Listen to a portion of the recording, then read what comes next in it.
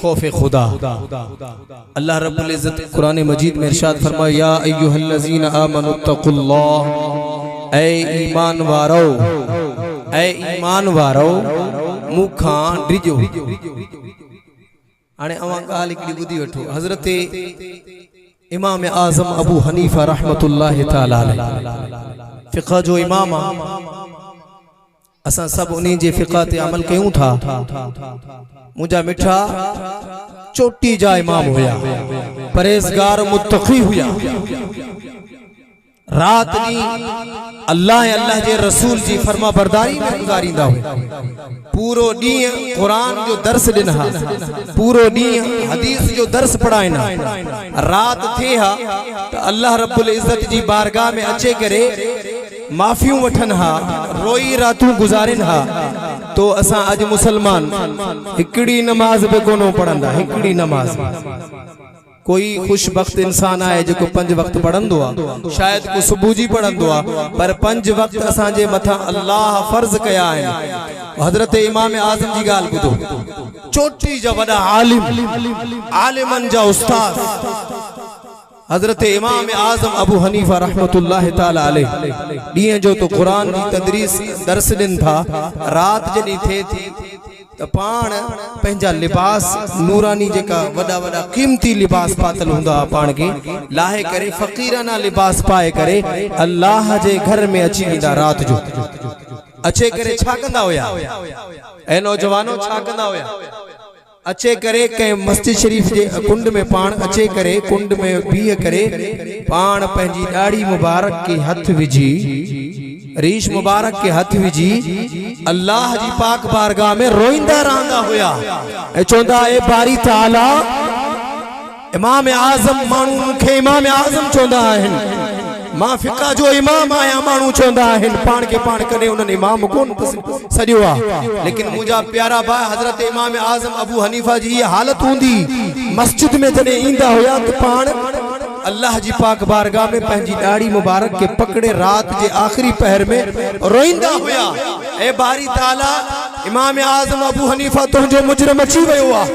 हाणे अगर बख्शे त बख्शेस, अगर नथो बख्शे त तुंहिंजी मर्ज़ी आहे। कल क़यामत जॾहिं नाना रसूलुल्लाह जे साम्हूं मुस्तफ़ा करीम जे साम्हूं असांखे रुसवा न कजां, नाबीनो उथारी जां।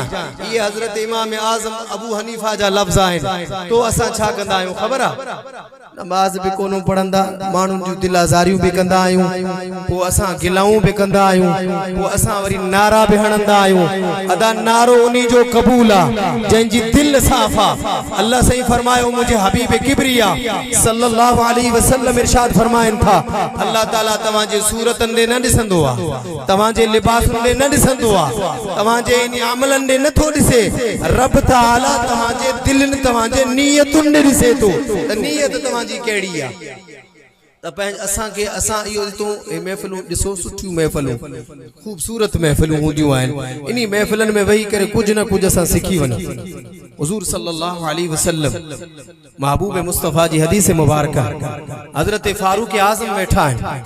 गौर सां ॿुधो नौजवानो, फारूक आज़म जहिड़ी हस्ती वेठी हुजे, मुंहिंजा करीम फरमाइनि था, ए फारूक आज़म, जी या रसूल अल्लाह सल्लल्लाहु अलैहि वसल्लम, पाण इरशाद फरमाइनि था, तुंहिंजो छा हाल हूंदो उन ॾींहुं जॾहिं तोखे मैट दफनाए करे मण मिट्टी जा विझी करे वापस अची वेंदा, तू क़बर में तुंहिंजो कहिड़ो हाल हूंदो?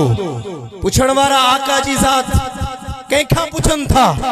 ॿियो खलीफ़ो हज़रत फारूक आज़म, उहे हज़रत फारूक आज़म जंहिंजे पाछे खां शैतान बि भॼी वेंदो।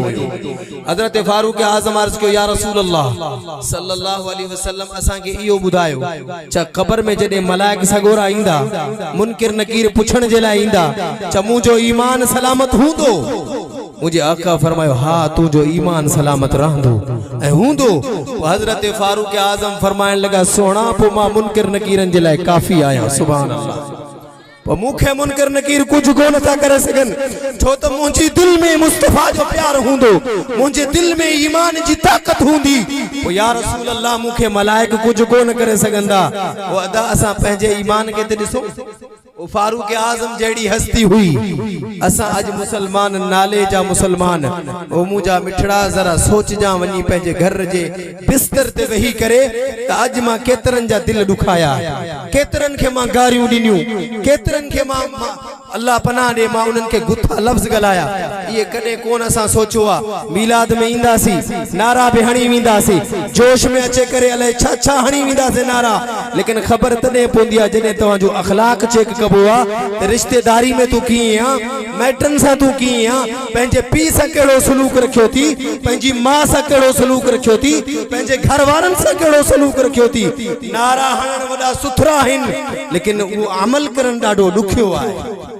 ओ मुंहिंजा नौजवान भा पंहिंजे अमलन के ठीक कर, पंहिंजे अखलाक के ठीक कर, ऐं इंशाअल्लाह पो तुंहिंजा मिलाद भी कबूल, मिलाद वारो भी खुश रहंदो, ऐं असां के अल्लाह ताला अजर सवाब भी अता फरमाइंदो। आखिरी गाल मुंहिंजी वो मां पंहिंजी जाइ वठंदुस। मुंहिंजा महबूब मुस्तफा सल्लल्लाहु अलैहि वसल्लम जा परवानो मुंहिंजे आका फरमायो, हुजूर सल्लल्लाहु अलैहि वसल्लम जी हदीस मुबारका है, हजरत अबू हुरैरा इन हदीस जा रावी आहिनि। कुछ सहाबा अचे मुस्तफा जी बारगाह में पहुता है, या रसूल अल्लाह सल्लल्लाहु अलैहि वसल्लम हिकड़ी औरत 5 वक्त जी नमाज जी पाबंद औरत, अल्लाहु अकबर, 5 वक्त की नमाज पढ़ंदी आ।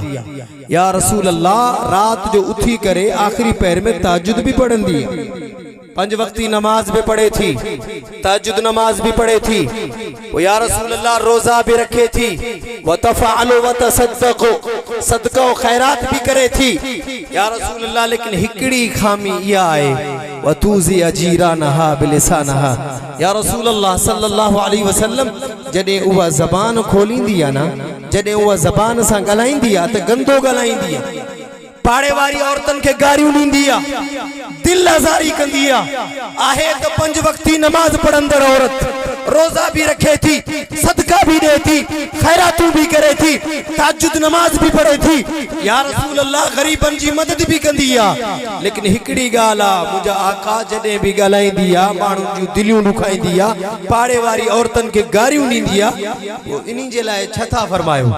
मुंहिंजे आका उन्हनि जी नमाज़न के कोन ॾिठो, मुंहिंजे महबूब ईअं कोन फरमायो 5 वक्ती नमाज पढ़ंदी आ त खैरा, ताजुद पढ़ंदी आ त खैरा, पोइ गारियूं भले ॾे, न न, मुझे महबूब फरमायो ला खैर फीहा, उन्ही औरत में का खैर नहीं, का बरकत नहीं। ओ मुझा मिठा 5 वक्ती नमाज भी पढ़े थी, ताजुद भी पढ़े थी, कुरान की तिलावत भी करे थी, रोजा भी रखे थी, सदका और खैरात भी करे थी, उन्हीं जे लाइ मुझा महबूब ने इरशाद फरमाया ला खैर फीहा हिया मिन अहलिन नार, उन्हीं में का खैर और बरकत ना है, वह जहन्नमी औरत है। अल्लाहु अकबर। इन्हीं मां अमा भी अंदाजो लगाए वठ, ही सिर्फ उन्हीं औरत ते हदीस फिट ना है, क़यामत तक अचण वारे मुस्तफा जो उम्मतिन ते आए, जेके चाहे मर्द हुजन चाहे औरत हुजन, जंहिं जो अखलाक सुठो ना है, मुझा आका फरमाए उन्हनि जूं नमाज़ूं, रोजा, सदका, हज, ज़कातूं अल्लाह उन्हनि जे मुंह ते मारे थो। अल्लाह सही फरमाए तो तुंहिंजो तो अखलाक ही सुठो ना है, पी के त गारियूं ॾे थो, मां के त गारियूं ॾे थो, चाचे सां विड़े थो, मामे के गारियूं ॾे थो, रिश्तेदारन के ॾुखाए थो, पाड़े वारन सां बदतमीज़ी करे थो। रब फरमाए तो तुंहिंजे नमाज़न जी मूंखे ज़रूरत न है, वञ पंहिंजूं नमाज़ूं खणी वञ, लेकिन मुंहिंजा मिठा जेको अमल हूंदो आहे न, जेको ख़ुशि अखलाक माण्हू हूंदो आहे, बा अखलाक माण्हू हूंदो आहे, उन्हनि जूं नमाज़ूं बि क़बूल आहे, हज बि क़बूल आहे, ज़कातूं बि क़बूल आहे। ओ मुंहिंजा महबूब जा उम्मतियो, मुस्तफ़ा जे मिलाद में अचण वारो, ख़ुदि असां पाण खे ख़ुदि तब्दील बि त कयूं न, आरजी तौर ते नारा जोशीला हणियूं करे वञी सुम्हंदा आहियूं, सुबुह जी नमाज़ बि न पढ़ंदा आहियूं, पोइ छा जा आशिक़ आहियूं। वरी अर्ज कयो वियो या रसूल अल्लाह, हदीस पूरी न थी आहे, ॿुधी वठो। वरी अर्ज कयो वियो या रसूल अल्लाह, हिकिड़ी अहिड़ी औरत आहे जेकी 5 वक्ती नमाज त पढ़ंदी आहे, बल्कि ताजुद कोन पढ़ंदी आहे, सदका खैरात थोड़ा कंदी आहे, या रसूल अल्लाह उन्हनि जे लाइ छा हुकुम आहे? लेकिन ज़बान जी मिठी आहे, जंहिं बि औरत सां ॻाल्हाईंदी आहे सुठो ॻाल्हाईंदी आहे, तो मुंहिंजे आका फरमायो हे मिन अहलिल जन्नह, उहा औरत जन्नतियाणी औरत आहे। तो मुझा महबूब रब ताला फरमायो वक़ूलू लिन्नास हुस्ना, जंहिं बि माण्हू सां ॻाल्हायो, जंहिं बि माण्हू सां ॻाल्हायो सुठो ॻाल्हाईंदा कयो, भलो ॻाल्हाईंदा कयो, भलो ॻाल्हाईंदा कयो, छो त हुज़ूर जी हदीस आहे खिली ॻाल्हाइण बि सदको आहे। अल्लाह ताला खां दुआ कंदासीं असांखे अहिड़ियूं महफ़िलूं नसीब भी करे, वरी असांखे अमल करण जी तौफ़ीक़ भी इनायत फरमाए। व आखिरु दावाना अनिल हम्दुलिल्लाह।